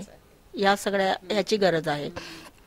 तर मुलं खूप सफर होतात त्याच्यामध्ये. आणि अल्पवयीन मुलांच्या आत्महत्या, अल्पवयीन मुलांची गुन्हेगारी, रिमांड होम किती भरलेले आहे. रिमांड होम गुन्हेगारीमध्ये, लहान मुलांचा बलात्कारामध्ये समावेश, लहान मुलांच्या आत्महत्या, या सगळ्या प्रश्नाकडे, चोऱ्या माऱ्या, आणि लहान मुलांची मानवी वाहतूक, त्यामध्ये मुलींचं प्रमाण खूप. मानवी वाहतुकीचा सुद्धा खूप मोठा प्रश्न आहे. आणि सरकारच्या सुद्धा मर्यादा आहे, कोणाकोणाकडे बघणार आहे. पण प्रत्येकाची ही जबाबदारी आहे. आणि पुन्हा शेजार धर्म आणि सहजीवन आणि शेजार धर्म हे दोन्ही मुद्दे मला महत्वाचे वाटतात. मोठ्या कॉलनीमध्ये एक सामाजिक कार्यकर्ते म्हणून आम्ही विचारतो, चाचा क्यों बेचा बंगला, जवाब आता पडोशी अच्छा नाही था. म्हणजे एकीकडे जागतिक मैत्री करायला निघालो, पण एकीकडे शेजार धर्म आपल्याला टिकवता येत नाही. पटत नाही. आणि 107, 110 नालीवरची भांडणं, नदूलच्या गल्लीवरची भांडणं, कचऱ्यावरची भांडणं, पतंगीवरची भांडणं, क्रिकेटची भांडणं, किती मोठी संख्या, आणि लोकांचा सगळा पैसा एसीपी कोर्टात जातो. आणखीन एक पुस्तक असं आहे, कष्टकरी हातांना सलाम. तर कष्ट करणाऱ्यांच्या कष्टाला तर तोडच नाही. आज कष्ट करणारे आहेत म्हणून ज्यांचं जीवन आपण सुखवस्तू म्हणतो, ते सुखवस्तू जीवन कष्टकऱ्यांमुळे असतं. तर हा प्रश्न कसा काय तुम्ही हाताला, किंवा कष्टकरी हातांना सलाम म्हणजे या अर्थाने तुम्हाला काय म्हणायचंय? नाही, आज ना म्हणजे तो एकल महिलांची संख्या खूप आहे. एकल म्हणजे विधवा परित्यक्ता, म्हणजे ज्यांच्या आयुष्यामध्ये लाईफ पार्टनर नाही. पण याही पेक्षा जास्त संख्या लाईफ पार्टनर आहे, पण तो काही कामाचा नाही. तो बेवडा आहे, तो ऐदी आहे, व्यसनी आहे, कंजूस आहे, जेलमध्ये आहे, मनोरुग्ण आहे, फरार आहे. 2 प्रकारच्या एकल महिला. एकतर विधवा परित्यक्ता म्हणजे नवरे नाही किंवा तलाक किंवा आहे पण काही कामाचे नाही. 2 प्रकारचा गट आहे आणि यांची संख्या खूप मोठी आहे. आणि असं एकही क्षेत्र नाही की ज्या क्षेत्रामध्ये महिला नाही. धुणं भांडी पासून तर सगळं, म्हणजे रेल्वेमध्ये 10-10 किलोचं वजन घेऊन चढणाऱ्या बायका, फलफ्रूट वेगणाऱ्या बायका, झाडू पोछा करणाऱ्या बायका, सगळ्या रेच्या चालवणाऱ्या बायका, पेपर विकणाऱ्या बायका, गजरे विकणाऱ्या बायका, अशा सगळ्या बायकांना म्हणजे 84 म्हणजे आता मला 50 पूर्ण झाली आणि 50 मध्ये वेगळं काहीतरी करावं. खरं म्हणजे मी माझंही कौतुक पुस्तक लिहू शकले असते, पण मला असं वाटलं नाही. मग 50 बायकांच्या आम्ही मुलाखती घेतल्या माझ्या वयाच्या 50व्या निमित्ताने, आणि त्याच्यावर मग ते पुस्तक काढलं. आणि काही मुलाखती एवढ्या मनाला लागल्या ना की प्रेमाची एवढी मोठी किंमत बाईला चुकवावी लागते. ती बाई खूप श्रीमंत, तिच्या घरचा झाडू पोछा करणारा साठी तो यायचा, त्याच्या प्रेमात ती पडली. ती पाटील समाजाची, तो विशिष्ट जातीचा, लग्न केलं, 2 मुली झाल्या तिला, पडून आली ती. आणि नंतर तो दारूच्या आहारी गेला, मुली मोठ्या झाल्या, माहेरी परतण्याचे तिचे सगळे मार्ग बंद झाले. आणि आज कॉर्पोरेशनच्या गल्ली ती झाडते, कॉर्पोरेशनच्या रस्ते ती झाडते. सुंदर आहे, श्रीमंत आहे, शिकलेली आहे. प्रेमाची एवढी मोठी किंमत का बाईला चुकवावी लागते? अनेक प्रेम लव्ह स्टोरी सुद्धा याच्यामध्ये मग हाताशी आल्या. आणि लोहारचं पाहिलं, ती बाई सारखी भाता ओढत असते. म्हणजे असं एकही क्षेत्र नाही याच्यामध्ये की गवत विकणाऱ्या बायका. आणि मेळघाटातली बाई तर बापरे, बैलगाडी पण चालवते, वाटेत नदीवर बैलांना पण पाचते, कपडे पण धुते, येताना सरपण पण आणते आणि जंगलातली कामं पण करते. किती अर्थाने ती कामं करते. घरी आल्यानंतर चहा पण करते, पोरांच्या अभ्यासाकडे पण लक्ष देते. प्रचंड मेहनत, बाई एवढी मेहनत, खूप ऊर्जा आहे तिच्यामध्ये. संकट झेलण्याची, काम करण्याची प्रचंड ऊर्जा आहे बायकांमध्ये, खूप आहे. आणि याच्यामध्ये कामगार 2, हे तर निरक्षर झाले, अंगठा बहादूर झाले, पण MBA वगैरे झालेले हे कामगारच आहे, सुशिक्षित. कंपनी आहे, पेन्शन भेटत नाही, 2 तास जाणं, 2 तास येणं, 8 तास दिवशी एसी मध्ये. हे असं अभिमानाने सांगतात मला एवढं पॅकेज आहे, मला तेवढं पॅकेज आहे. आई वडिलांसोबत संवाद नाही, त्यांचा मिस कॉल आला तर समजायचं आता पोरग खाली आहे म्हणून. कौतुकाची थाप देणारं कोणी नाही, वाट पाहणारं कोणी नाही. हे सुशिक्षित कामगारच आहे, सुशिक्षित कामगारच आहे MBA वगैरे. आणि सगळ्यात जास्त कंपन्या भारतात खोललेल्या आहे, कारण भारतात कमी पैशात कामगार भेटतात त्यांना, अगदी कमी पैशामध्ये भेटतात. आणि भारत सरकारचे नियम शिथिल आहे. सगळ्यात जास्त कंपन्या याच्यामध्ये आणि सगळ्यात जास्त आपल्या भारतीय कंपन्यामध्ये आहे. पण हा जो कष्टकरी चा प्रश्न आहे निरक्षर, पण साक्षर कामगाराचे सुद्धा तेच प्रश्न आहे. एसी मध्ये राहतात पण दिवसभर लॅपटॉपवर राहणं आणि त्याची कळ लागून जातात. आणि वयाच्या मानाने लवकर म्हातारी, आणि कोणी व्यसनाच्या आधारी जातात तर कोणी चिडचिड करतात त्या सगळ्या ह्याच्यामध्ये. मग या रेव पार्ट्या, त्याच्यातून आलेलं फॅड, मित्राची संगत, दुःख भुलण्याचं कुठेतरी. आता त्या मालवणमध्ये 6 बायका मेल्या. मेळघाट मधल्या बायका दारू पितात, जम्मू काश्मीरमध्ये उष्ण हवामानामुळे त्या पितात. पण शिकलेल्या बायकांचं सुद्धा प्रमाण वाढलेलं आहे दारूचं. टेन्शन घालवायसाठी ते दारू पितात, वाईन पितात, वेगवेगळी आहे. शिकलेल्या बायकांच्या व्यसनाधीनता हा खूप मोठा ज्वलंत प्रश्न आहे. हे सगळे प्रश्न म्हणजे जेवढे एक सोडला की दुसऱ्या हातात येतो, दुसरा सोडला की तिसऱ्या हातामध्ये येतो. तर हे सगळे प्रश्न म्हणजे कामगार, निरक्षर कामगार महिलांची प्रश्न तेवढेच आहे आणि सुशिक्षित कामगारांचे सुद्धा प्रश्न तेवढेच आहे. पुन्हा मुलांच्या पाळणाघराचा प्रश्न त्याच्यातून निर्माण झालेला आहे, कारण हक्काचं कोणी बाळ सांभाळायला भेटत नाही. तिचं आई पण डावावर लागलं या सगळ्या चळवळीमध्ये आणि स्पर्धेमध्ये. प्लॅनिंग करून मुलं जन्माला घालावी लागतात, यापेक्षा दुसरं दुःख कोणतं? तुम्ही हे सगळं काम करता, घरापासून सुरुवात झाली, पण मग या कामासाठी तुम्हाला घरातून सपोर्ट मिळाला का? आणि आता थोडंसं बोलता बोलता तुम्ही म्हणाल्या की आणि लोकांच्या नजरा, मुख्य म्हणजे ते काम करायला जाताना ही बाई कुठलं तरी चांगलं काम करते आहे असा अनुभव तुम्हाला कितपत आला? आणि त्यांच्या वाईट नजरेचा किंवा वाईट दूरदृष्टीचा किंवा लोकांची जी मतं असतात त्यांचा कसा अनुभव तुम्हाला? नाही, सुरुवातीचे तर 5 वर्ष स्ट्रगल करण्यामध्येच गेले. इथे लोकमत पेपर होता उषाताई चौधरीचा, त्या पेपरमध्ये मी लिहायची. लिखाण कसं असते, समाज कसा सोडावा, काय लिहायचा कागदार, मला काही कळायचं नव्हतं. एक वेळा मी ब्लाऊज टाकायला गेलं आणि तिथे लोकपत आणि प्रेस असा शब्द लिहिला होता. लिखाणाची आवड होतेच, लिहिलं मी, छापून आलं. आणि नवरा म्हणाला तुझंच कसं छापून येते, म्हणजे तुझं त्याच्यासोबत लफडं असणार. झालं, काच फुटल्या गेल्या, अलमारीचे साडी फाडल्या गेली, मार वगैरे बऱ्यापैकी खाण्यात आला. ते सगळं झालं. स्ट्रगल तो वेगळा होता, धार्मिकतेचा पण स्ट्रगल होता. नमाज पडत नाही म्हणून आयुष्यामध्ये अनेकदा तलाखाचे प्रसंग आले. कधी मुलं बाळ होत नाही म्हणून, कधी मुलीत झाल्या म्हणून, कधी कुराण पडत नाही म्हणून, कधी नमाज पडत नाही म्हणून. एक फतवा निघाला होता लेखावर, कुर्बानी नावाचा लेख लिहिला होता देशोन्नतीला, तेव्हा फतवा निघाला. 6 महिने भूमिगत राहिले होते. अनेक स्वतःसोबतचा प्रश्न, कुटुंबासोबतचा लढा, समाजाच्या नजरा, आणि ज्या समाजासाठी केलं आम्ही काम तो समाज सहजासहजी नाही स्वीकारत. सेक्स वर्कर, कैदी, किन्नर, इनको त्यांनी मला अपनावलं, हे त्यांचं मोठेपण आहे, माझं असं काहीच नाही. पण सावित्रीबाई फुलेंना सुद्धा खूप वर्ष लागले. एका रात्रीत बदलाव नाही होणार आणि आपण तशी अपेक्षा सुद्धा ठेवू नये. पण आता खूप पॉझिटिव्ह बदल घडत आहे. पण वेदनांचं भांडवल न बनवता लात मारून तिथं पाणी काढेल अशी भूमिका बायकांनी ठेवावी. बायकांनीच नाही, सगळ्यांनीच कारण आपण शिक्षणाचे प्रश्न आहे, शिकून सगळ्यांना नोकऱ्या भेटणार नाही. पण आत्महत्या कुठल्याही मार्गाचा उपाय नाही आहे. आपण जर म्हणजे, आणि मी नेहमी बायकांना म्हणते की तुम्ही किती शिकल्या, किती सुंदर आहे, किती श्रीमंत आहे, याहीपेक्षा तुम्ही किती धाडशी आहात. हिम्मत ही बाईची सगळ्यात जवळची मैत्रीण असते. जिंदगी में सब कुछ खोया तो चलेगा, लेकिन हिम्मत कभी नहीं आना. हिम्मत है तो सब है. हिमतीच्या भरोश्यावर बायकांच्या आयुष्याचे अर्ध्यापेक्षा जास्त लढे लढल्या जाऊ शकतात. आणि आपण बायकांनी जरी बायकांना समजून घेतलं ना, तरी जगातले अर्ध्यापेक्षा जास्त प्रश्न सुटू शकतात. हम यदि बात महिला चळवळ की करते, महिला मुकाम की करते, हे सगळं करतो आहे तर. आणि भारतीय जगभरामध्ये भारतीय महिला अधिक सुरक्षित आहे. मला अभिमान वाटतो मी भारतीय असल्याचा. आणि भारतीय मुस्लिम महिला सुद्धा जगभरामध्ये अधिक सुरक्षित आहे. अफगाणिस्तान, तालिबान, पाकिस्तान, सौदी अरब, कुवेत, इकडे पाहिलं तर खूप बंदिश वातावरण आहे. या सगळ्या वातावरणात भारतीय महिला अधिक सुरक्षित आहे. इथे महिलावादी दृष्टिकोनाचे पुरुष सर्वात जास्त आहे. फक्त प्रश्न आहे कुठेतरी नव्या विचारांनी सुरुवात करायची. परिवर्तनाची गरज आहे. हा, परिवर्तनाची खूप गरज आहे. कट्टर हिंदुत्ववादी घराण्यातून मी आले. अडगाव माझं माहेर, खवले माळी समाजाचे. आणि नंतर इकडे मी आले. आणि 84 मध्ये माझं लग्न झाला. आणि तेव्हा ना एक दूजे के लिए पिक्चर चालू होता. त्या एक दूजे के लिएच्या पिक्चरचा एवढा परिणाम झाला की त्या 3 वर्षामध्ये प्रचंड प्रेमविवाह झाले. महिला महाविद्यालयामधून ते एक बॅच पडून गेली होती. आणि आम्ही सगळ्या मैत्रिणी म्हणतो एक दूजे के लिए मधलं आमचं लग्न. आणि नंतर लग्न केलं, मजा वाटली मंजुताई. आणि शिंक आली मला आणि मी म्हटलं ओ गॉड. तर घरून स्वर आला, ए शिनाल ओ गॉड नाही बोलणे का, अल्लाह बोलणे का. आणि ती मस्ती प्रेमाची एका शिंकेत उतरली माझी. आणि मग अरे यार लवर भी पक्का शोहर बनता है. तेव्हा रामायण महाभारत मालिका चालायची.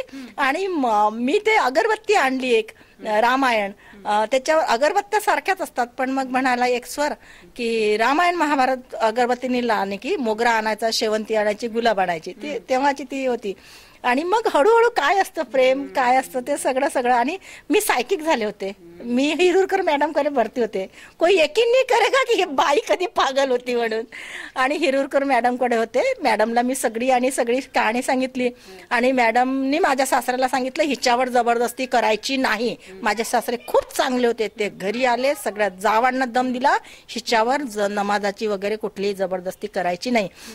आणि स्ट्रेचरवर मी कविता लिहिली, क्यों मुझे ज्यादती करते हो इबादत करने की, यदि मैं जाए नमाज पर बैठकर इबादत कर भी लूं, आपको क्या खबर मैं अल्लाह का कलाम पढ़ रही हो या गायत्री मंत्र.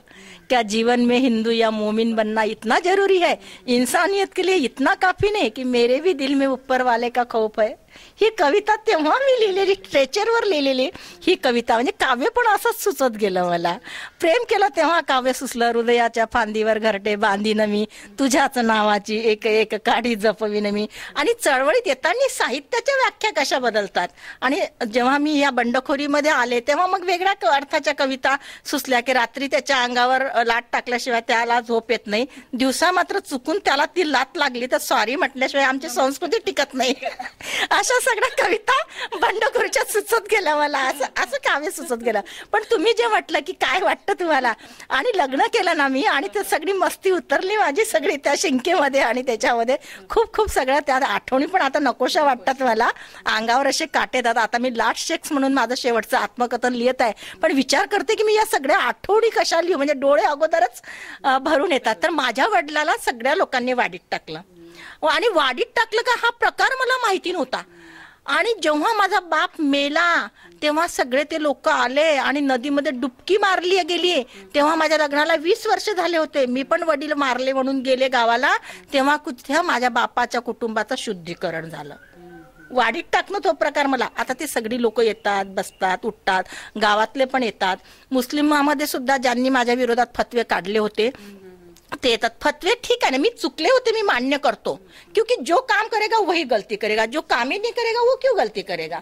आम्ही चुकलो तो हे कबूल करतो, पण मार डालेंगे, काट डालेंगे, पीट डालेंगे, जला डालेंगे, ये कोई समस्यावरचा उपाय होत नाही. विचाराची लढाई विचाराने टिकली पाहिजे. आणि ते सुद्धा ज्यांनी फतवे काढले ते पण येतात, त्यांच्या मुली येतात, बोलतात, बसतात. असे खूप प्रश्न आहे. पण शिकायला भेटलं. जर सगळं अनुकूल भेटलं असतं तर कदाचित रजिया घडली नसते. हे पण झालं असतं एक. हा, लढत लढत आणि मी पळून येऊन मी प्रेमविवाह केला. पण मी माझ्या मुलांना सांगते की पळून यायचं नाही. मला सांगा, मी जाईल की पोराचं आणि पोरीचं प्रेम आहे, तुम्ही म्हटलं तरी पोट्टे लग्न करते, नाही म्हटलं तरी पुढे हिंदू मुसलमानाचा मुद्दा आणायचा. मी जाईल म्हटलं. मला नोकरी सोडावी लागली. माझे सासरे म्हणायचे आमच्यात बायकांची भाड खात नाही, तेव्हाचा शब्द. पण आज माझ्या नवऱ्याला वाटतं की माझ्या मुलीने शिकावं, नोकरी करावं. माझी तिन्ही मुलं शिकतात, पण मी दिलेली कुर्बानी कुठेतरी कामात आली. आणि शायद नोकरी केली असती ना, संसार पण टिकला नसता, कधीचा 1 2 3 झाला असता. असं पण आहे. तर या सगळ्या आठवणी आहे. बापाला ते वाडीत टाकणं, ते नमाज पडत नाही म्हणून अंगावर थंड थंड पाणी टाकणं, ते हिरूरकुडच्या दवाखान्यामधलं सायकिक होणं, हे सगळ्याच आठवणी आहे. लोकांचे प्रश्न सोडवताना तुम्हाला तुमचं जे कार्य आहे त्या कार्यामुळे म्हणा, किंवा एक तुम्ही आंतरधर्मीय विवाह केलेला आहे, त्या विवाहामुळे तुमच्या मुलांच्या विवाहात अडचणी आल्या, काय प्रॉब्लेम आले? आहे ना. पहिली गोष्ट तर संसार म्हटलं की आदळआपट आपली होतेच. पण बरेचदा मला वाटतं की सगळ्या बायका माझ्याकडे प्रश्न घेऊन येतात, मी कोणाकडे जाऊ. हा वाटतं. जरी म्हणजे आता तर म्हणा 50शी उलटली, स्थिरावलं आयुष्य, नातवंड झाली, पण तरी कधीतरी आदळआपट होते आपली आपल्यावर. चळवळी करणं, बाहेर फील्ड वर्क करणं, लिखाण करणं, फोन घेणं, लोकांचे तेच ते प्रश्न ऐकणं, तर हा एक स्वतःचीच आपली आदळआपट होते, हा एक प्रश्न आहे. आणि दुसरं, मुलींच्या लग्नाच्या वेळेला, कारण आम्हाला कट्टर मुसलमानामध्ये आमच्या मुली ऍडजस्ट होत नाही. रोजा, नमाज, इबादत ह्याच्या पलीकडे एक विकासाचं जग आहे असं मानणाऱ्यापैकी आम्ही आहे. आम्ही असं मानतो आम्ही सगळ्यात अगोदर भारतीय आहोत, नंतर मुसलमान आहोत. आणि त्याच्यामुळे, आणि मराठी संस्कृतीत वाढलेली मुलगी त्यांना चालत नाही. माझी मुलगी आता 30शी पार करेल, अजून लग्न व्हायचंय, आणि मुलगा आहे. तर हे प्रश्न आहेत. चळवळीचा परिणाम मुलांच्या व्यक्तिमत्वावर होतो. तर धर्मीय विवाहाचा होता ना. आणि इकडे मुस्लिमांमध्ये कमी होतो. मुस्लिमान आहे, कारण तिथे पुन्हा जेंडरची लढाई. कारण मुलांनी लग्न केलं कुठल्याही मुलीसोबत चालते, पण मी केलं ना, अजून पण माझ्या बहिणीच्या मुलींचे लग्न, भावाच्या मुली 3 दशकं झाली. माझ्या लग्नाला 3 दशकं झाली. मी आजी म्हणले, पण तरी पण तो चर्चेत, ती ना रजनी, ते तिनं लग्न नव्हतं केलं का, ते मुसलमानासोबत पळून गेली होती. त्यांच्या बोलण्याचा सूर असाच होतो. आणि मैफिलीत पण जात ना तर मी कानोसा घेऊन येते, पण मला काही वाटत नाही, कारण मान, अपमान, शिव्या ह्याच्या पलीकडे मी गेलेली आहे. त्याच्यामुळे मला कोण काही वाटलं ना, मला काही वाटत नाही. म्हणजे बेशरम पण झाली, बंडखोर पण झाली, मला काहीच वाटत नाही. आणि तावून सुलाखून निघाली. आणि माझं सगळं जे काही आलं ना, अगदी कामातून आणि घामातून आलेलं आहे. गॉडफादर वगैरे असा कोई नाही था. आणि मला एक सगळ्या 30 वर्षाच्या आयुष्यामध्ये की तुम जितना डरोगे समाज आपको डराता है, दुनिया झुकती है, सिर्फ झुकाने वाला चाहिए. हा, हे मला वाटतं. पण लोक पटतात लोकांना विचार पटतात आणि एक खूप सपोर्ट ग्रुप एक तयार होतो. मुलांना आत्ता फायदा असा होतो की मुलं माझी MBA झाली, मोठमोठ्या कंपनीमध्ये नोकरीला लागली, पण कंपनीमध्ये एक फॅमिली सराउंडिंगचा एक राऊंड असतो आणि त्या फॅमिली सराउंडिंगच्या राऊंडमध्ये ते मोठे मोठे दिग्विजय असतात इंग्लिशमध्ये प्रश्न विचारणारे. तेव्हा मुलं अभिमानाने सांगतात की माझे वडील मुसलमान आहे, आई हिंदू आहे, आमच्या पालकांचा आंतरधर्मीय विवाह आहे, आणि अभिमानाने सांगतात की माझी आई थर्ड जेंडरवर काम करते, माझी आई क्राईम सायकोलॉजीवर लिहिते, आणि मग त्यापैकी बरेच हा तेरे मम्मी को देखा था टीव्ही पर, हा तुझ्या मम्मीचं कुठंतरी वाचलं होतं, तर त्याचे सुद्धा मुलांना मग 10 गुण भेटतात. तर मुलं अभिमानाने सांगतात की आई तू त्यांना ओळखते का गं, त्यांना ओळखते का गं, ते तुला ओळखतात. ते मुलं पुण्याला राहतात, पण हा एक प्लस पॉइंट म्हणजे आपल्या कामाची दखल घेणारे सुद्धा लोक अवतीभोवती खूप लोक आपल्या अवतीभोवती आहे. आणि मुलं झाले ना, जेव्हा फतवा निघाला तेव्हा मुलं माझी 10वीला होती, मुलं वेगळी, माझा नवरा वेगळा, मी वेगळी, आणि मुसलमानांनी फतवे काढले. फतवा म्हणजे काय असं, म्हणजे काय वाईट हा, त्याच्यामध्ये पहिला फतवा होता की मला डोला देऊ नये, जनाजा देऊ नये. पण ठीक आहे, आम्ही देहदान करू. दुसरा फतवा होता, देशोन्नतीमध्ये मी लेख लिहिला होता 6 मार्च 2000ला, तेव्हाचा तो फतवा होता. कुर्बानी नावाचा लेख होता, चुकलं होतं मी मान्य करते, मुस्लिमांच्या भावना दुखल्या होत्या असा त्यांचा आक्षेप होता. 295 अ कलम लागली होती. मग म्हणाला की मी तोबा करावी. मी म्हटलं मी सगळ्यात अगोदर भारतीय आहे, नंतर मुसलमान आहे, शेटी कोतवालीमध्ये माझ्यावर गुन्हा दाखल आहे, आणि मी तोबा का करावी, माझ्यावर अगोदरच गुन्हा दाखल झालेला आहे ना. तेव्हा जमानत वगैरे ती सगळी झाली माझी. तिसरा फतवा होता, माझ्या मुलींशी कुठल्याही मुसलमानाने लग्न करू नये. चालेल, कुठल्याही जातीचा नवरा केला तर काय, त्याच्यामध्ये तो माणूस असणं खूप गरजेचं आहे. आणि सगळ्यात शेवटचा फतवा असा होता मंजुताई की माझ्या नवऱ्याने मला तलाक द्यावा. आणि तलाकावर लिहिणं सोपं आहे, बोलणं सोपं आहे, आणि मग मात्र मला खूप वाटलं. आणि माझा मी तिकडे होते, माझा नवरा म्हणाला की तू त्यांच्यासमोर हो म्हण, मी तुला भेटायला येत जाईल. म्हटलं हे तर नाही, हे माय पटत, म्हटलं आपल्याला, म्हटलं भेटायला येत जाईल, म्हटलं माझं चूक काय सांगा ना, म्हटलं तुम्हाला. आणि आमच्यामध्ये एक असं आहे की तलाक देताना नवरा बायकोला पैसा देतो, ज्याला महेर म्हणतात. आणि मग मी त्या फतवे काढणाऱ्यांशी हुज्जत घातली की ठीक आहे, तो मला काय तलाक देतो, मीच त्याला तलाक देते, पण आमच्यामध्ये तलाक देताना महेर भेटतो, तो महेर मी मागेल तेव्हा तेवढा द्यावा आणि फतवे काढणाऱ्यांनी मला द्यावा. आणि मी जिल्हा परिषदला सर्व्हिसवर होते ना अशोकनगरला, आणि 20 वर्षाचा माझा पगार टाका की, आणि तो करोडो रुपयाच्या वर गेला. आणि फतवे काढणारे म्हणाले ही बाई भूत हर्रा पे इसके मुंह लगने को नहीं पुरता. आणि तेव्हा मग ते सगळं प्रकरण शांत झालं. आणि तेव्हा मी शिकले की नाही, तुम जितना डरोगे समाज आपको उतना डराता, डरना नाही चाहिए. आणि जगातली कुठली अशी वेदना, कुठली अशी समस्या नाही आहे की जी आपण सोडू शकत नाही. समय गया, सगळं आपलं बरोबर होते. आणि या सगळ्या ह्याच्यातून मी स्थिरावले, सावरले, घडले, या सगळ्या ह्याच्यामध्ये चांगल्या गोड आठवणीतून. म्हणजे एक सुखवस्तू कुटुंब मिळालं, आणि मग आता घरात सगळं आराम आहे, चैन आहे, आणि मग आता काहीतरी करायचं म्हणून मग सामाजिक कार्य करायला निघालो. जसं एखादं मंडळ जॉईन केलं, अशातला काही भाग नाही आहे. त्याच्या पहिले नाही, पण त्याच्या पूर्वी त्याच्या तप्त झळा तुम्ही स्वतः सहन केलेले आहे, आणि त्याच्यामुळेच कदाचित ती ताकद तुम्हाला मिळाली, आणि त्याच्यामुळे तुम्हाला लोकांचे प्रश्नही माहीत झाले, आणि म्हणून तुम्ही त्यामध्ये जास्त इन्व्हॉल्व होत गेले. असं एक चित्र तुमच्या आयुष्याचं आहे. आणि म्हणूनच म्हणजे मी सुरुवातीला जे म्हटलं तुम्हाला की लढा अस्तित्वाचा हा कार्यक्रम आम्ही चालवतोय, पण तुमचा हा लढा स्वतःपासून सुरू झालेला आहे, आणि आता हा लढा संघर्ष दुसऱ्यांसाठी सुरू आहे, कारण त्यांचे संसार सुरळीत झाले पाहिजे म्हणून. तर तुमच्या या कार्याला सिटी न्यूजकडनं मी शुभेच्छा देते, आणि तुम्ही असंच विपुल लिखाण करावं, लोकांना मार्गदर्शन करावं, आणि तुमच्यातून अशा अनेक रजिया तुम्ही घडवाव्या अशी मी सदिच्छा व्यक्त करते. लढा अस्तित्वाचा या कार्यक्रमात आज आपण समाजसेविका रजिया सुलताना यांच्याशी बातचीत केली आहे. समाजसेविका हा नुसता खरं तर शब्द म्हणजे त्यांच्या कार्याचा एक चतुर्थांश भाग सुद्धा होणार नाही असं त्यांचं विपुल कार्य आहे. त्या समाजसेवेच्या पलीकडे जाऊन लोकांचं मन जाणून घेऊन त्यांच्या घरातले प्रश्न सोडवणं आज सोपी गोष्ट नाही आहे.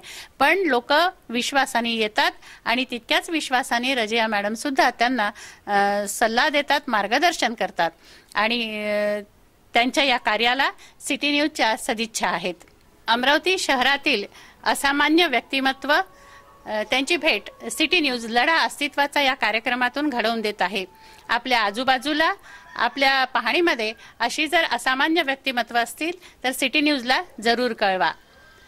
आणखी एक मुद्दा असा की या कार्यक्रमाबद्दल आपल्या काही सूचना असल्यास आम्हाला जरूर कळवा. सिटी न्यूज त्याचं निश्चितच स्वागत करेल. आमचा पत्ता